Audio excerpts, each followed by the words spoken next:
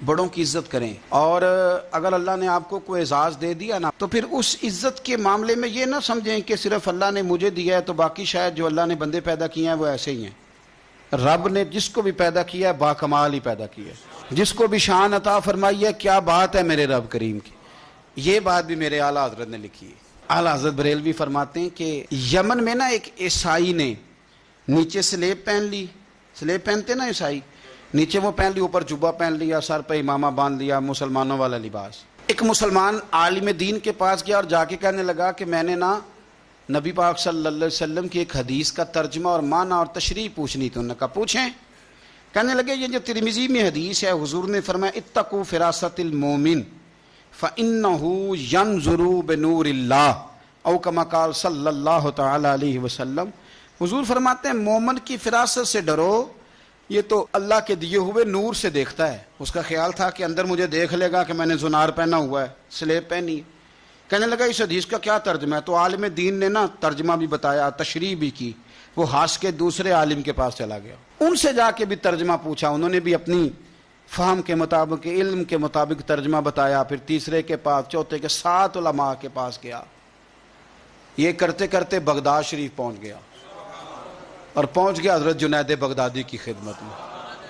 کہنے لگا حضور اس حدیث کا کیا ترجمہ ہے کہ اتقوا فراست المومن فإنہ ینظر بنور اللہ، کہ مومن کی فراست قلبی سے ڈرو، وہ اللہ کے نور سے دیکھتا ہے۔ تو آپ فرمانے لگے اس کا ترجمہ یہ ہے کہ یہ جبہ اتار اور نیچے تو نے سلیب پہنی ہے، وہ توڑ اور کلمہ پڑھ کے مدینے والے کا غلام بن جا صلی اللہ علیہ وسلم۔ یہ ترجمہ ہے اس کا۔ اب وہ اس نے کلمہ بھی پڑھ لیا، مسلمان بھی ہو گیا، سلیب بھی توڑ دی، بات مان بھی گیا، لیکن وہ کہنے لگا حضور وہ 7 علماء جن کے پاس پہلے گیا ہوں، شاید مجھ سے کو پوچھے تو میں کہہ دوں کہ وہ پڑھے ہی نہیں، وہ محنت ہی نہیں کرتے، معاذ اللہ۔ ہمارا تو یہ لب و لہجہ ہوتا ہے، وہ جی میں نیک پڑھا ہوں۔ ہم تو دوسروں کی نفی کرنے کا معنی اپنے آپ کا اس بات سمجھتے ہیں۔ حضرت جنید بغدادی کہنے لگے کیا کہا تم نے؟ ان 7 نے یہ بتایا؟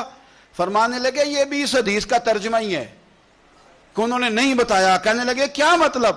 فرمانے لگے ان 7 کو پتہ چل گیا تھا کہ تجھے کلمہ پڑھانے کا ثواب اللہ نے میرے ہاتھ میں لکھا ہوا ہے، یہ میرے کھاتے میں لکھا ہے کہ جنید تجھے کلمہ پڑھائے گا، ورنہ سمجھ وہ بھی تجھے گئے تھے۔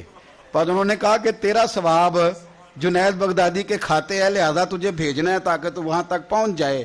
اب بات کو سمجھے نا۔ اب میں ایک فکرہ جو میں بڑا کہا کرتا ہوں، پھر کہتا ہوں، کسی کو عزت وہ دیتا ہے جو خود صاحب عزت ہو، جس کے اپنے پاس نہ ہو وہ کسی کو دے سکتا۔ حضرت جنید بغدادی نے عزت دی، فرمایا ان کو بھی پتا تھا، لیکن ان کو سمجھ آ گئی تھی کہ تجھے کلمہ پڑھانا اللہ نے میرے ہاتھ پہ لکھ دیا ہے۔